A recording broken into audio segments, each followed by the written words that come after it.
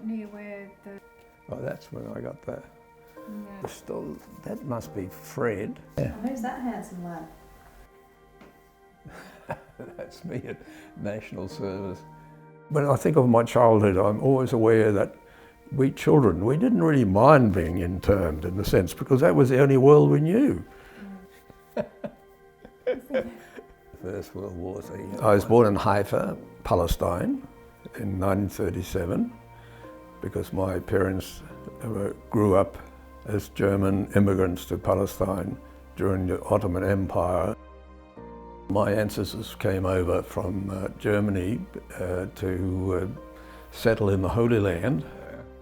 My papa, Erich Weigold, was just 4 years old when he was made a prisoner of war at the beginning of World War II. Determined on victory over Hitlerism and all it stands for. Growing up in Palestine under British rule, Erich's father was considered a potential Nazi recruit simply because he was German and of fighting age. Their whole family was forcibly removed and put on a ship, destination unknown. At that time, actually, my first memories are getting off the Queen Elizabeth in Sydney Harbour onto a small ferry. And I was terrified of the swaying gangplank that went down to the ferry. I was only 4 years old. They were taken to a camp in Tatura, regional Victoria. There were barracks, and each family had a room, which we then divided up into an area for the children. We had straw mattresses. There were communal ablution blocks and toilets, and also we ate in a communal dining room. Everything was very bare at first, and after a while, of course, people got plants and seeds and started to grow things around, flowers and other things. But as children, we had a good time. We really didn't know any other life after a while. We were in there from 1941 to 1946.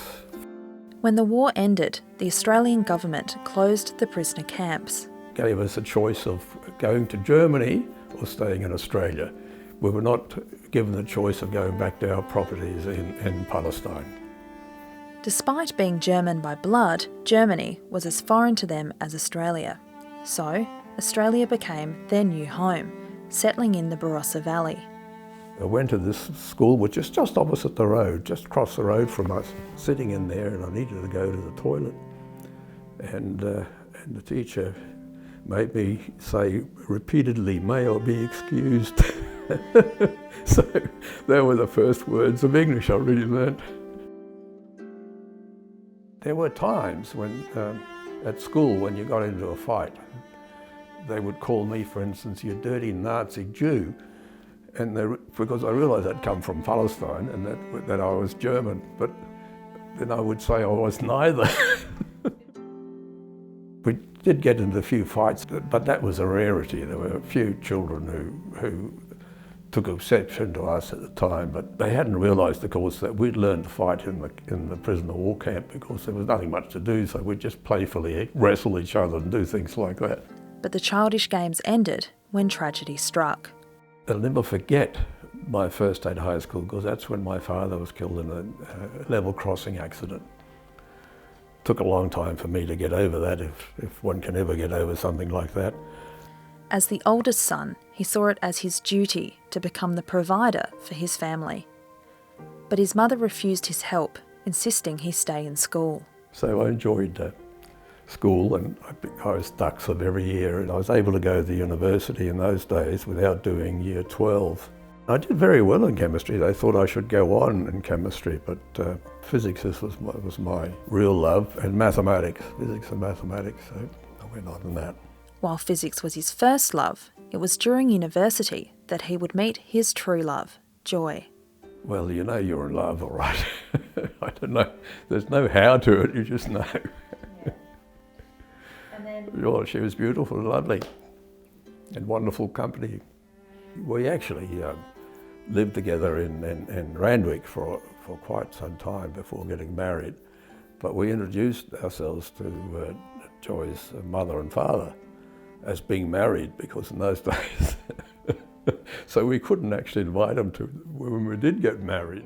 Erich finished a PhD in physics before he and Joy moved to America during the height of the Cold War, so he could work for the US government in their nuclear physics department.